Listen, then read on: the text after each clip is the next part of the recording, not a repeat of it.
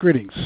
Welcome to the E2open Fiscal First Quarter 2025 Earnings Call. At this time, all participants are in a listen-only mode. A question-and-answer session will follow the formal presentation.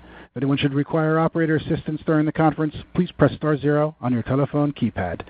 Please note, this conference is being recorded. I will now turn the conference over to your host, Dusty Buell. You may begin.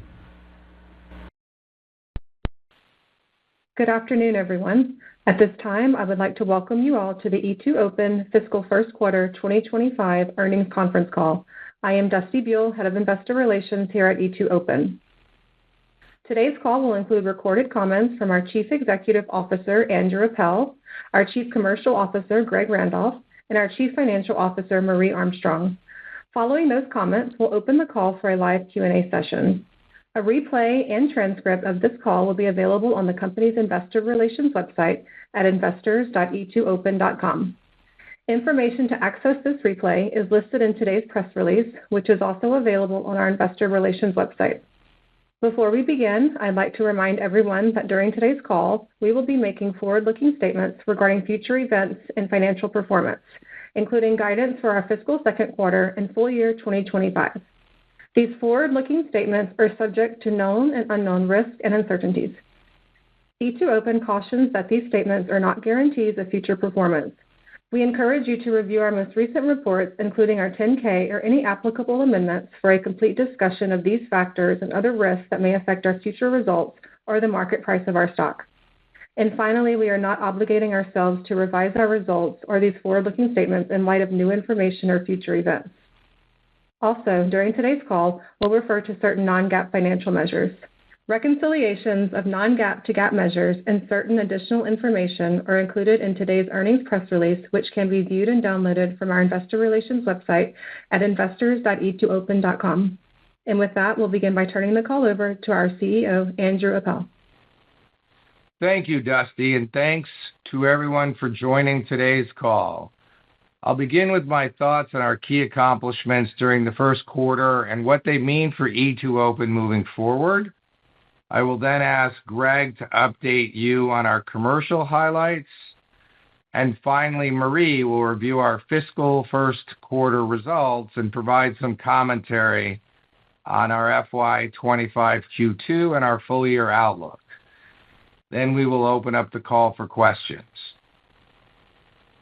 I'd like to reiterate the key factors that make me so optimistic about E2open's potential for strong, sustainable growth. First, for companies to achieve predictable outcomes in today's volatile global environment, they need visibility into all aspects of their supply chains and the ability to orchestrate a complex web of external supply-related activities and relationships. E2open's comprehensive software management platform, combining networks, data, and applications, is purpose-built for today's most complex supply chain challenges. Our network-centric AI-enabled suite of applications provides a unified set of digital tools for managing and optimizing the end-to-end supply chain from production to delivery. Our highly differentiated products with years of proven functionality make E2open unique in our industry, and this positions us very well to capture a very attractive and fast-growing market opportunity. And second, we enjoy the distinction of having as our clients many of the world's largest and best-known companies, and our software is deeply embedded across these clients' value chains and provides them with enduring, measurable value. Our close partnership with these clients not only validates the mission-critical functionality of our platform, it also provides a large, readily accessible source of white space growth opportunities. If we consistently delight our clients and ensure they receive full value from our relationship and products, then we will enjoy a strong tailwind of cross-sell growth as clients digitize more and more of their supply chain activities.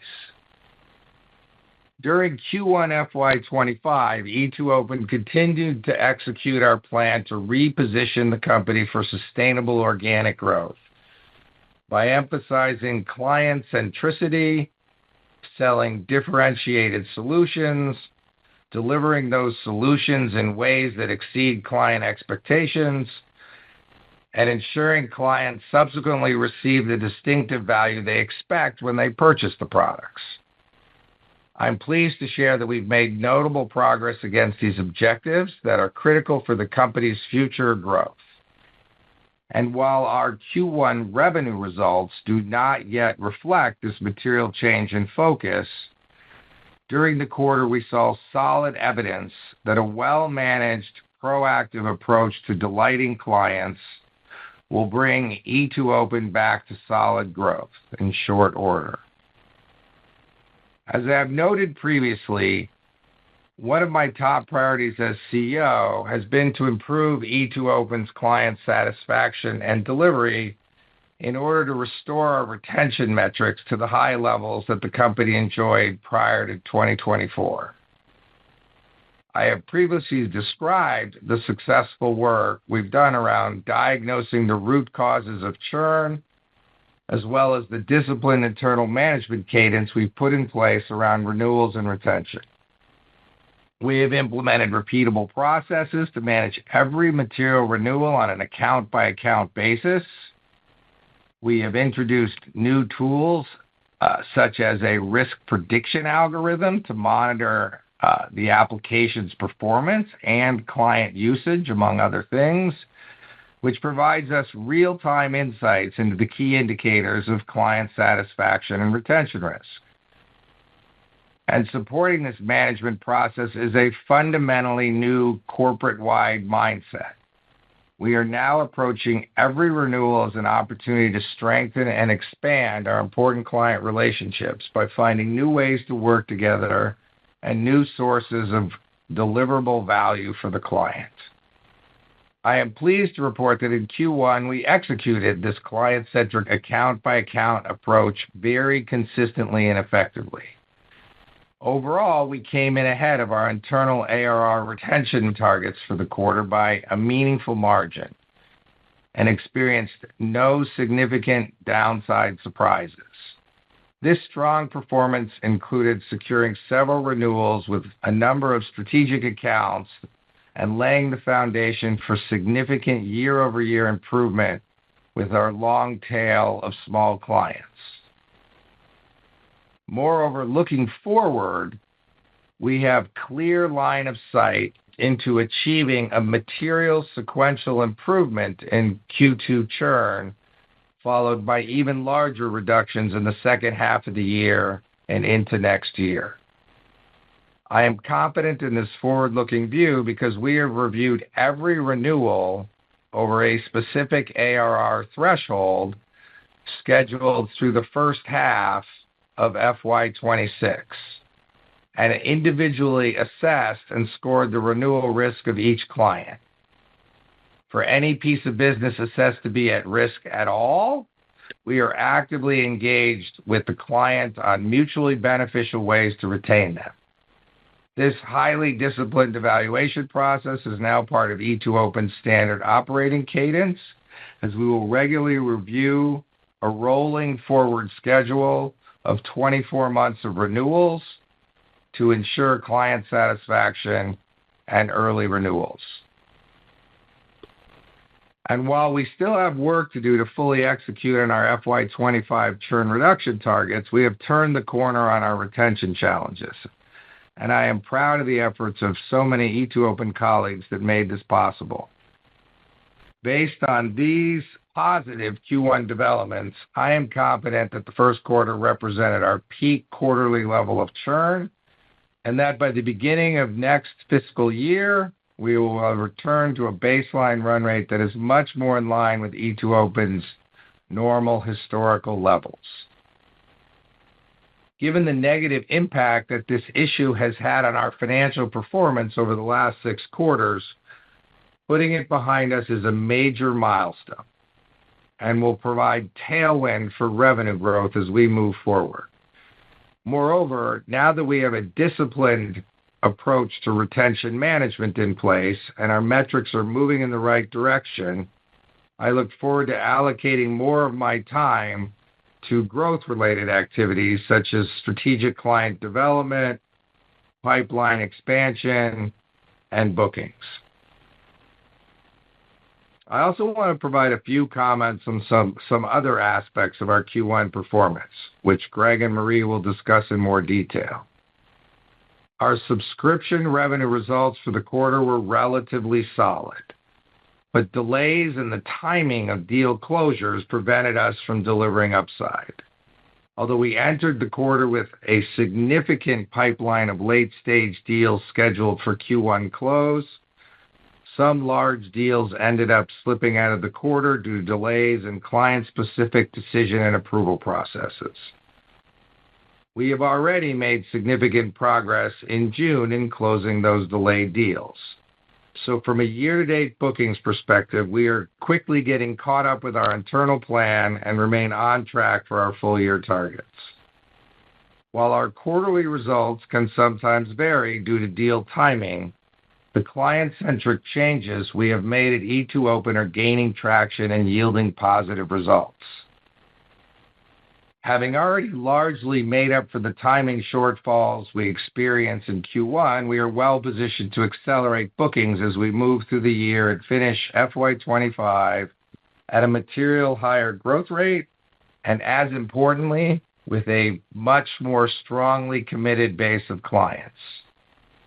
In our professional services business, after entering Q1 with a healthy backlog, we chose to accelerate some unbilled professional services work into the quarter. Although this required us to redirect some resources away from working through existing backlog, which delayed some PS revenue into the future, we expect PS revenues to normalize in subsequent quarters as we rebalance PS activity toward billable work. Moreover, and importantly, these Q1 client investments were the right trade-off to make. Under our new leadership, our PS organization is now focused on delivering improvements in client satisfaction and value realization that are ultimately key to turning our clients into strong net promoters of E2open and generating sustainable growth. And we know that clients with high satisfaction are the best prospects for us to sell in new high-value solutions. The best reference for a client is the client itself. With our best-in-class portfolio of solutions and high interoperability, I am confident the investments we make now to ensure clients get value from their existing solutions will pay out in dividends as they look for future evolutions of their supply chain software. Before I turn the call over to Greg, I would like to make two additional comments.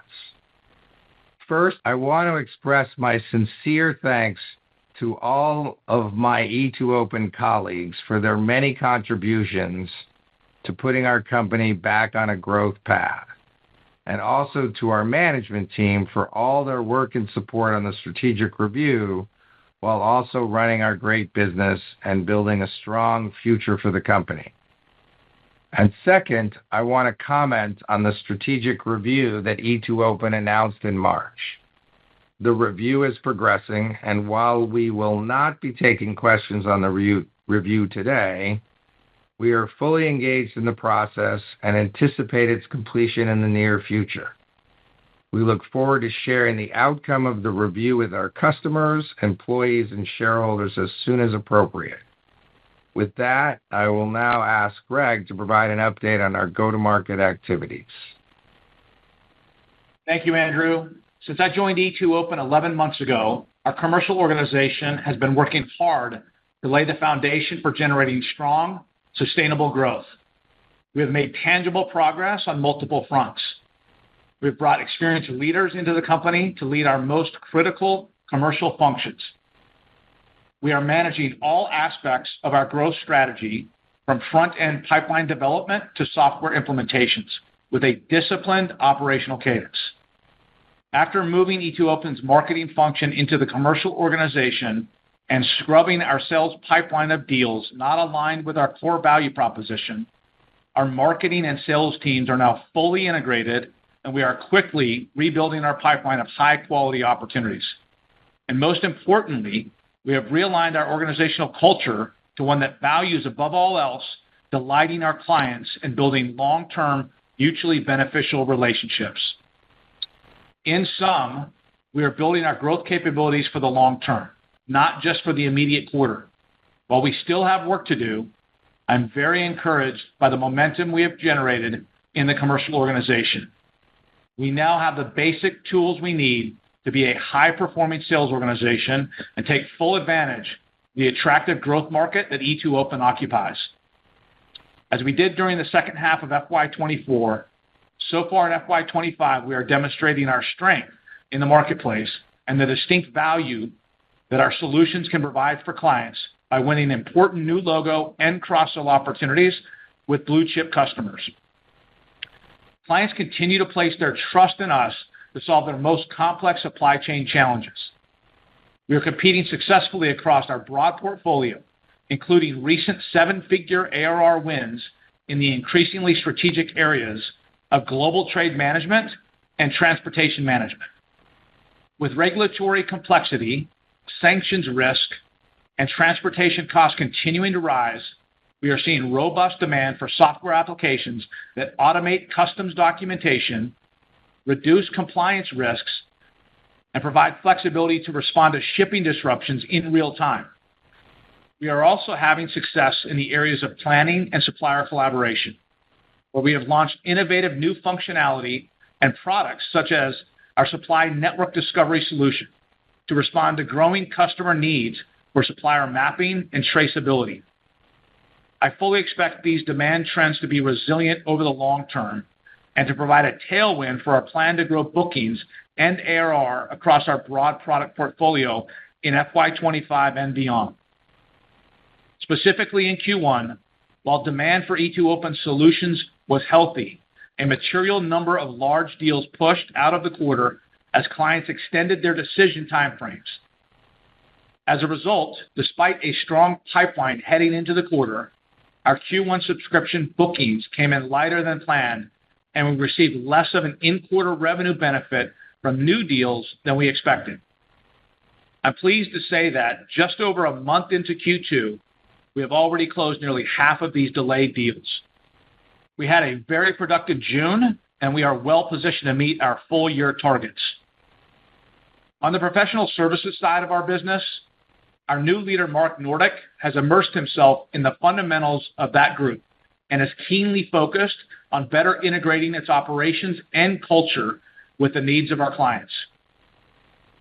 Mark understands that flawless implementations, client satisfaction, and cross-sell success are self-reinforcing benefits and are key to unlocking a flywheel of organic growth for E2open.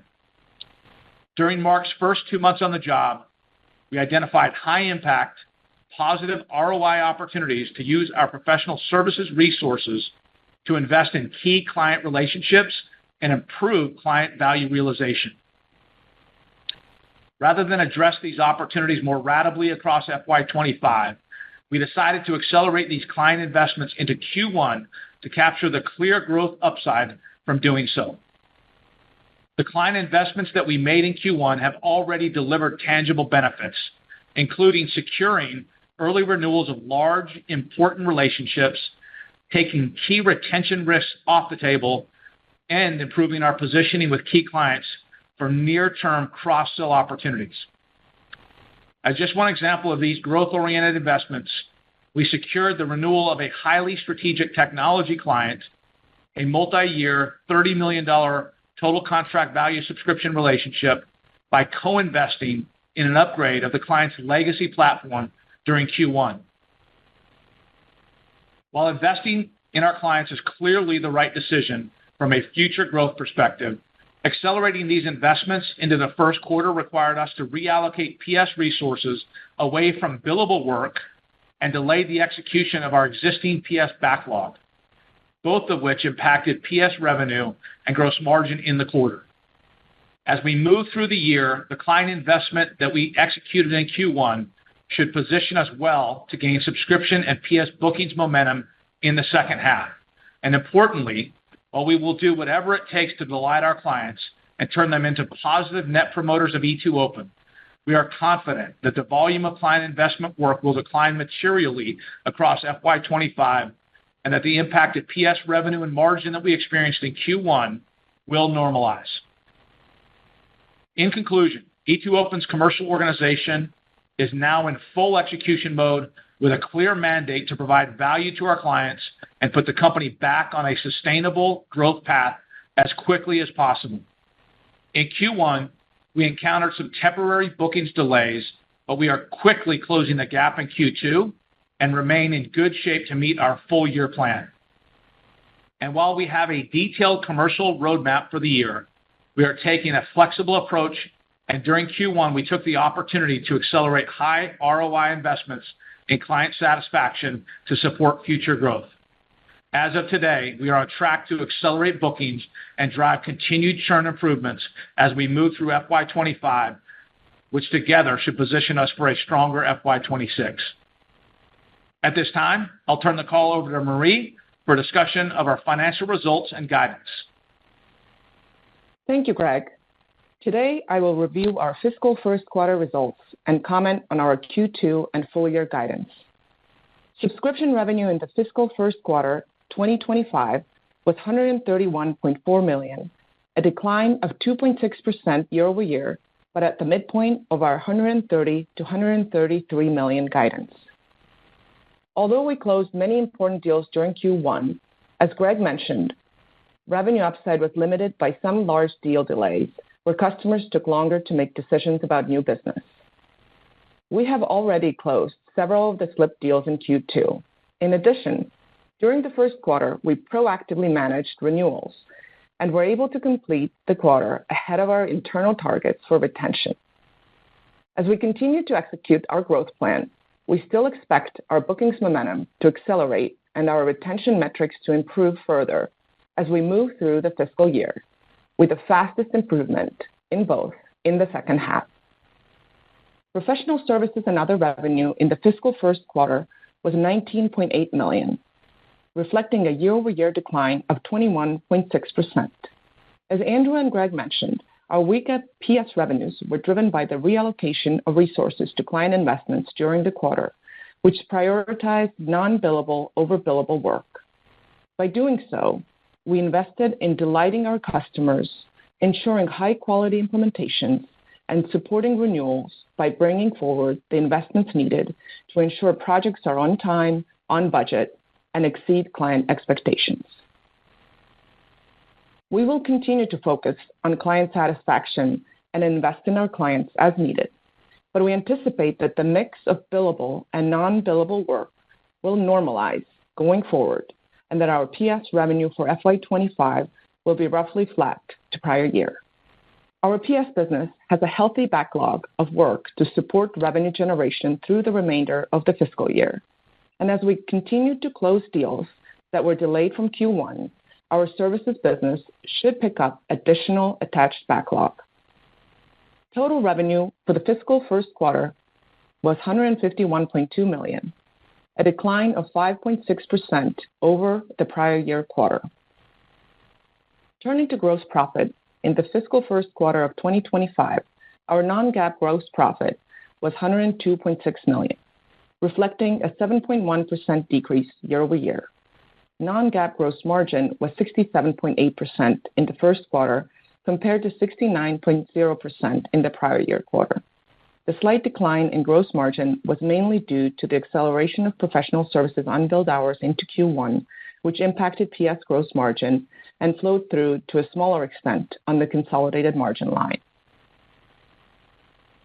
Turning to EBITDA, our first quarter adjusted EBITDA was $50.7 million, a 33.6% margin compared to $53.8 million and a similar 33.6% margin in the prior year quarter.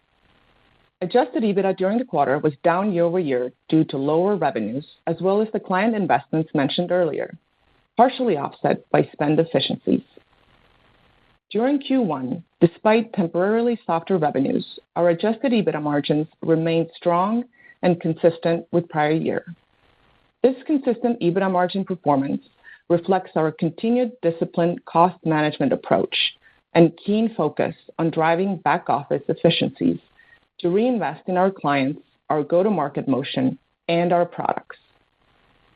Our non-GAAP G&A expenses in Q1 were down 11% year-over-year due to efficiencies across our HR, finance, and facilities departments, mainly driven by lower headcount spend as we have consolidated teams and optimized management layers across corporate support functions. We also continued to streamline our global real estate and facilities footprint. We expect to find additional ways to reduce G&A costs going forward, driving automation and efficiencies across our finance, accounting, legal, and HR processes. Our non-GAAP sales and marketing spend in Q1 was flat year-over-year. However, having consolidated our marketing organization into our commercial team, we are significantly reducing marketing overhead and reinvesting those dollars in our go-to-market organization, an area where we have brought in several new leaders and built sales capacity. And finally, we're continuing to invest in product development, as evidenced by recent announcements of product launches and functionality additions. Our non-GAAP R&D spend is down year-over-year as a result of process changes and successful offshoring strategy that has allowed us to find additional savings while holding R&D headcount nearly flat and allowing continued investments in our best-in-class products. Now turning to cash flow. We generated $39.1 million of adjusted operating cash flow in Q1, which is higher both sequentially and year-over-year. This positive result reflects our continued strong focus on cash generation as a key performance metric and our focused efforts to optimize several cash levers, including our accounts receivable collections processes. Looking ahead, I would note that Q2 is typically our lowest cash generation quarter of the year due to various seasonal factors, including payment of our annual cash bonus during June. We still continue to expect strong cash flow performance for the full year. We ended Q1 with $160.2 million of cash and cash equivalents, an increase of $40.7 million year-over-year and $25.7 million sequentially. Continued strong cash performance is further evidence of the strength of our underlying business model and is an important indicator of our financial strength and flexibility. This completes my remarks on our fiscal Q1 financial results.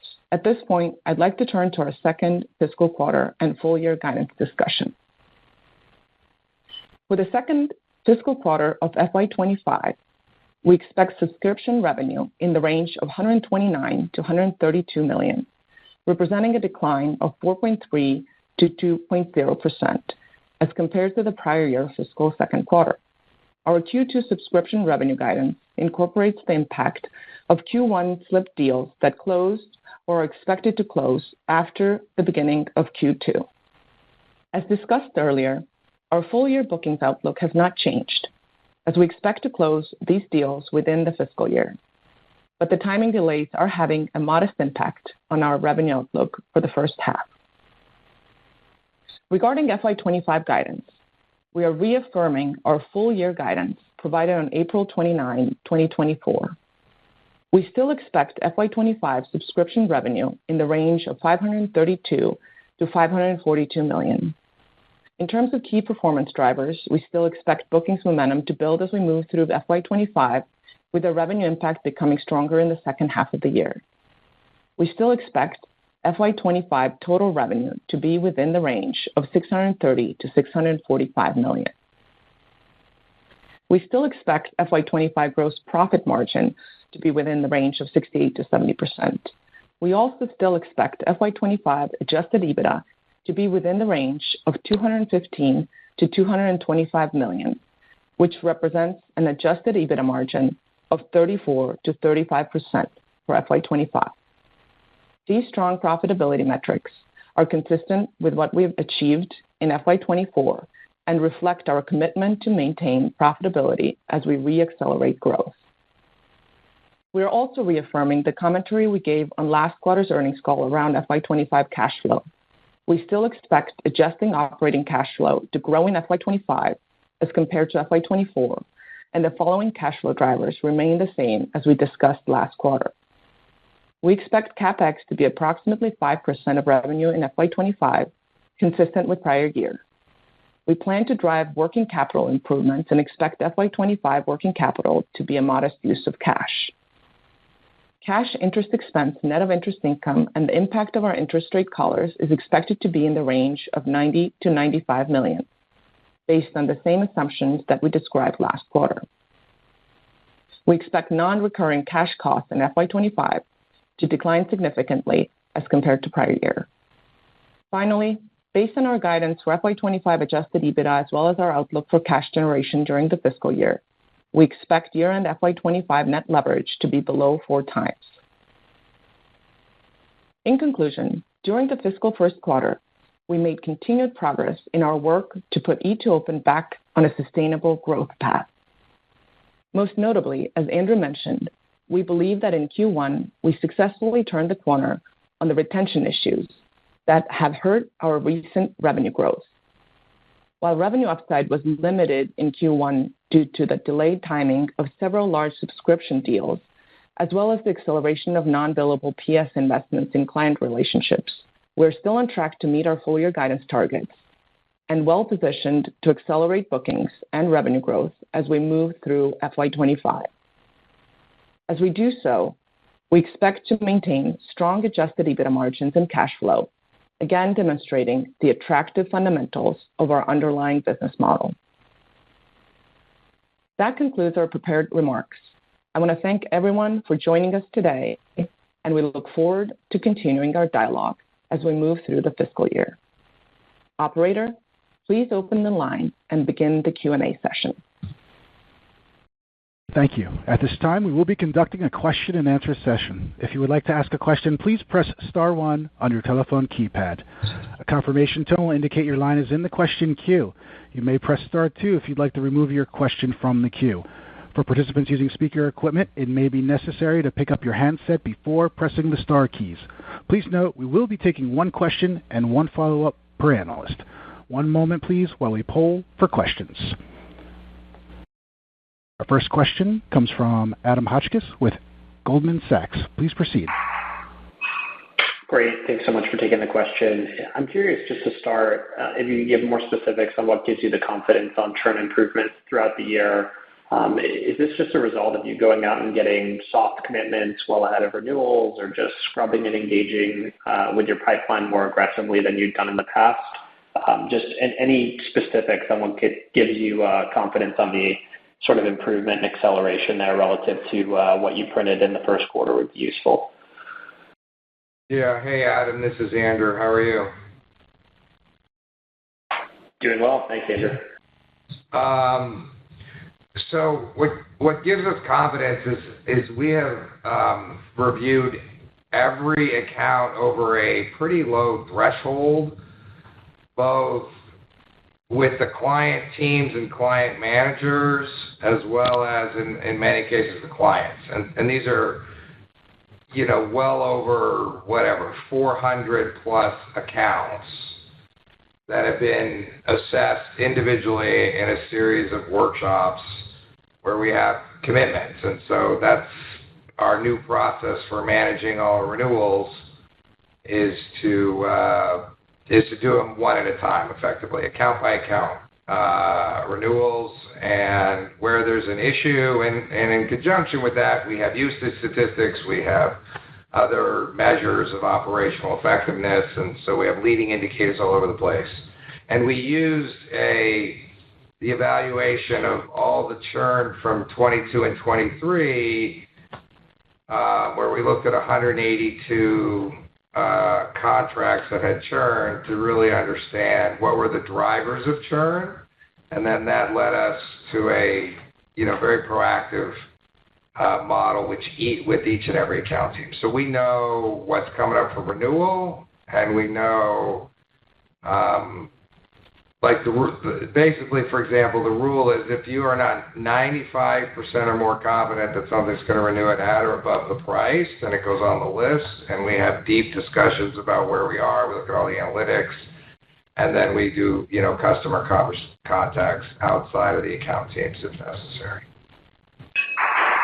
Okay. Thanks, Andrew. That was incredibly helpful. And then I just wanted a quick follow-up on the resource reallocation away from professional services.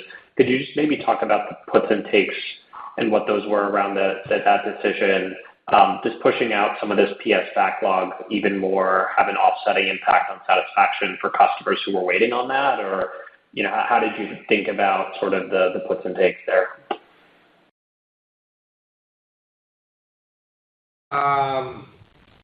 Let me see if I got that right. In the end, what we, as been discussed on a number of these calls, right? Retention, churn, management, client satisfaction is my number one priority, or as I said in the script, a top priority. So there were a selected set of situations where making additional investments in those clients,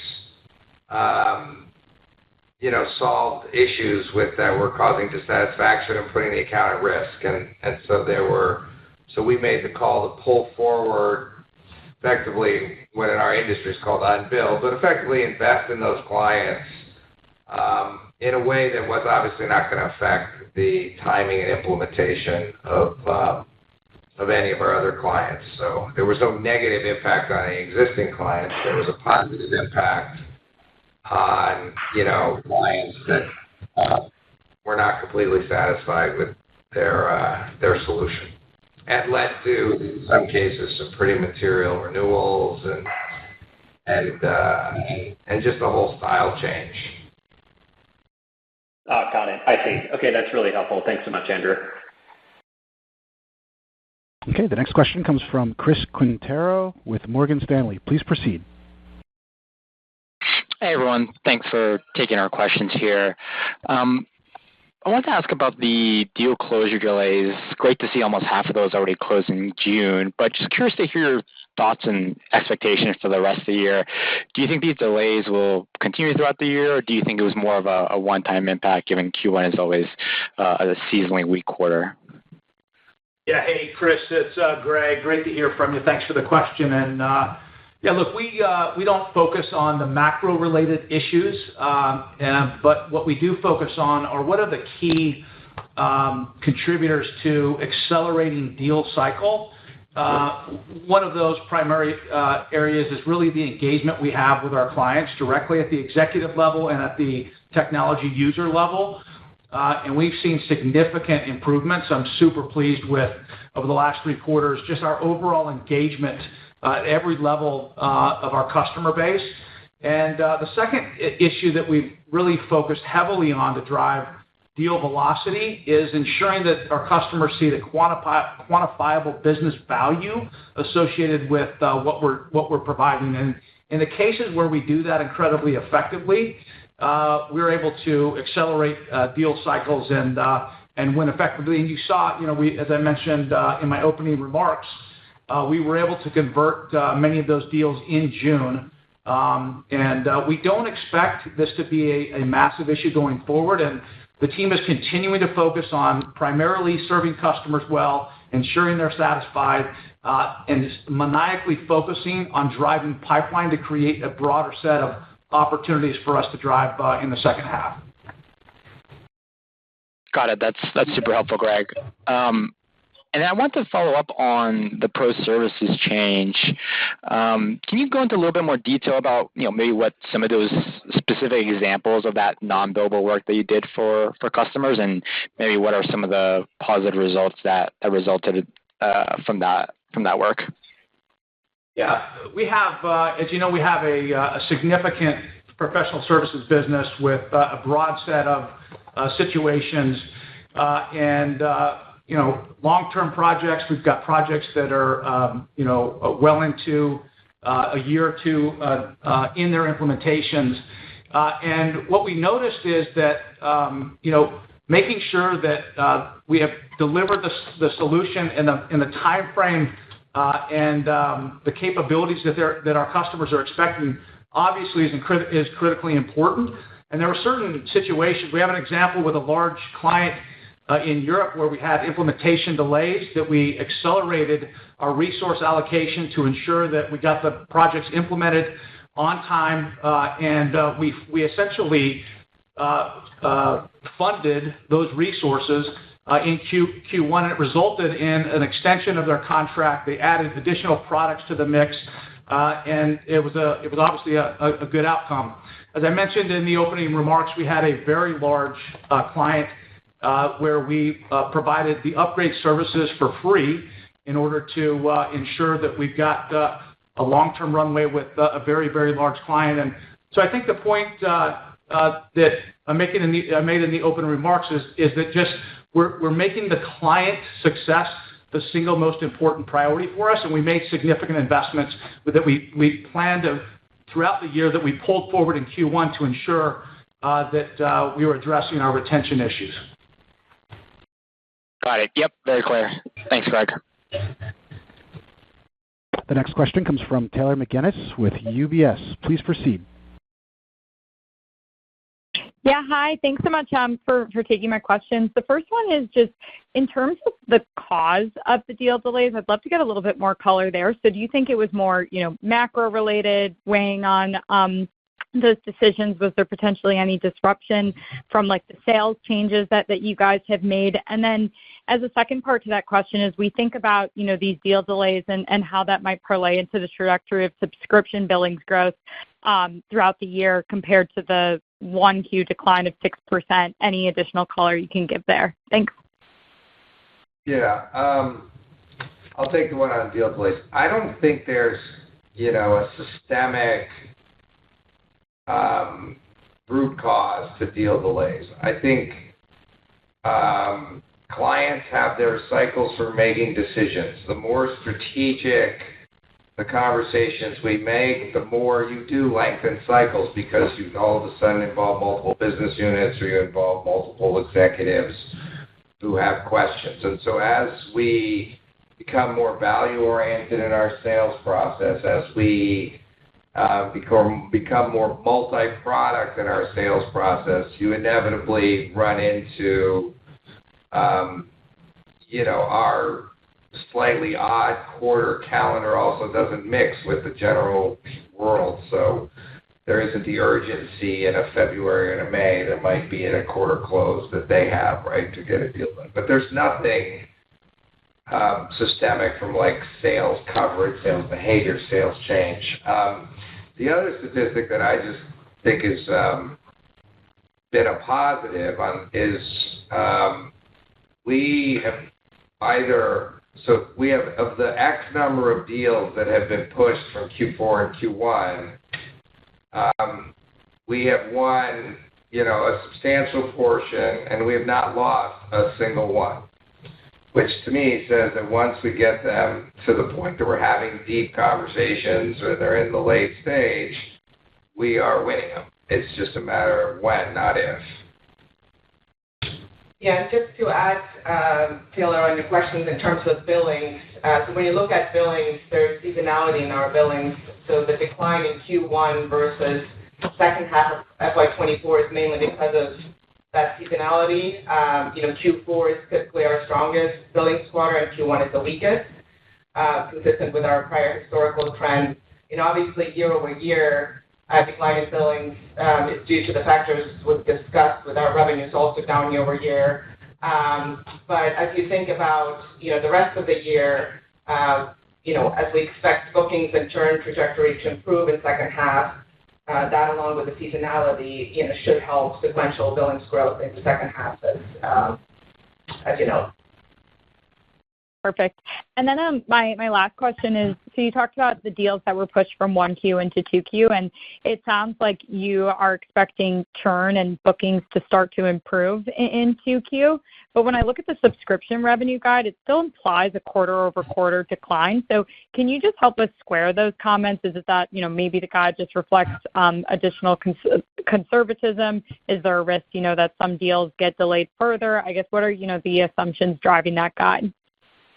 Yeah, absolutely. So the Q2 guidance that I mentioned in my prepared remarks as well is impacted by the Q1 sort of deal delays, right, and the impact of sort of the peak churn we saw in Q1. So you have sort of a lag impact from that. And then as we expect to kind of build and sort of catch up on the bookings, improve churn, the second half should really see the acceleration and build from there, right? So revenue is always a sort of a lagging indicator of the bookings and churn impact. Thank you so much. Once again, if you have a question or a comment, please indicate so by pressing star one. The next question comes from Mark Schappel with Loop Capital. Please proceed. Hi, thank you for taking my question. Greg, in response to an earlier question around the slipped deals, you noted that you don't expect the deal delays to be an issue going forward. Just wondering if you could just provide additional color around what gives you this confidence. Was it because the slipped deals were just more of an internal execution issue rather than a macro concern? Maybe just provide additional color around that. Yeah, look, as you know, Mark, we've made pretty significant changes in the overall organization and the structure, and refocused on just in-quarter execution on deals, as well as a focus on broadening our pipeline, both in terms of our large deals and our mid-sized deals. And so we're making significant progress. We integrated the marketing organization into the commercial organization. The first 90 days on board, we dramatically cleaned out the pipeline. And so what we've added back is high-quality opportunities, really focused in the areas, the industries, and the solutions that we're incredibly effective and have a higher win rate on. So we're focusing on the opportunities and the types of customers that we win more often. And just as I said before, that the engagement of our team, both in terms of engaging with clients on renewals and making sure they're highly satisfied on their projects, and engaged in a broader set of relationships within our existing accounts to drive a broader cross-sell penetration. We're seeing tremendous momentum there. And so again, what you saw, what I mentioned about our June closing kind of validates the confidence I have that these deals that maybe if they do take a little bit longer, we are able to win the deals. And as we broaden and extend our breadth of pipeline, we're going to continue to have more to work on. Great. That's helpful. Thank you. And then, Andrew, you've been at the company about almost 9 months now. With EBITDA margins kind of hovering in the low to mid 30% range, do you believe the firm needs to go through another investment cycle just to bring sales execution up closer to market growth rates?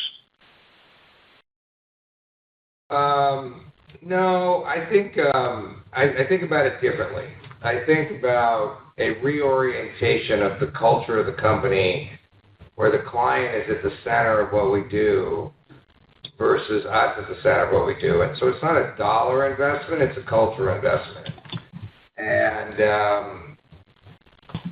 I've had conversations with 50, 100 clients, and they're always kind of like, well, what is your approach? And my approach is as I always say, like, my number one is to delight the clients and have them be really happy and excited about the things they do with us. Number two, that we deliver, flawless implementations is a tagline for like on time, on budget, ahead of schedule. That they, are getting the value, measurable value out of the solution. And the response I get from clients, there's the head of supply chain for a large global logistics company who just says it's just a delight to hear, right? Because you don't hear that kind of style. Instead of feeling the pressure of the sales process, what they're hearing is that we're here to help them drive their business performance. And that's not an investment. That's a lot of just basically teaching salespeople how to be client people. has nothing to do with the product. It has to do with the approach and how we dialogue with clients. And so I don't think of it as a dollar investment. I think of it as a apprenticeship investment. And and then things happen. We had like a $1 million opportunity with that client that we weren't even in, and then that person sent me an email and said, I've talked to the team, and then you guys are in that process based on what better job we were doing on the existing initiatives. Great, thank you. Okay, the next question comes from Andrew Obin with Bank of America. Please proceed, Andrew. Hi, this is David Ridley-Lane on for Andrew. Hey, David. Quick question. A competitor of yours, Blue Yonder, is acquiring One Network, competing sort of supply chain network. I believe it's the second largest behind you. How do you think that might change the competitive landscape for the company going forward? Yeah, hey, thanks, David. Look, I think first and foremost, it's validation that the marketplace demand for a multi-tier supplier collaboration via the network is incredibly robust, and there's a massive market opportunity that exists. And it's where we've created a very strong position and have won some very large, significant opportunities. And so I think, to me, it's an opportunity to validate the incredible growth potential that exists in this space. And, certainly they will be a formidable competitor. There's no doubt about that. But we're focused on, our core clients. How do we do an incredible job of cross-selling our broad capabilities? If you think about the breadth of our offering, the solutions we take to market are very unique in the marketplace. We have multiple different avenues we can engage with a client, and as we see opportunities in the market, like the supplier collaboration solution, we are incredibly competitive. Yeah. The only thing I would add is I think their legacy is really a different industry segment that's far less complicated than ours. So I think where we are most differentiated is where the company's supply chain is the most complicated. And so, and where they're differentiated, I think from what I understand, is much less complicated supply chain. Their network is, materially smaller, but more importantly, ours is like, 8, 9, 10 tiers deep. So, and as companies continue to increase the amount of their production that isn't actually made by themselves, it plays to our strength of our, multi-tier collab solution. So I think it'll be difficult for them to establish in the sectors that we're strong. Good. And then just wanted to clarify, so first quarter here is the peak level of churn that you expect, returning to normalized levels by the beginning of fiscal year 26. I guess I may have had it wrong, but I thought there was more of a pronounced step down in churn in the second half. Are you sort of saying it's more ratable as we go through the next, 3 or 4 quarters, or is there still kind of a step down, kind of nonlinear step down in the second half on churn? Thank you. It's hard to be that specific. What I will say is that based on the account-by-account review, you should see a pretty material step down in each of the next 3 quarters, with a little bit more in the early side than in the later. But that's just what the facts show, right?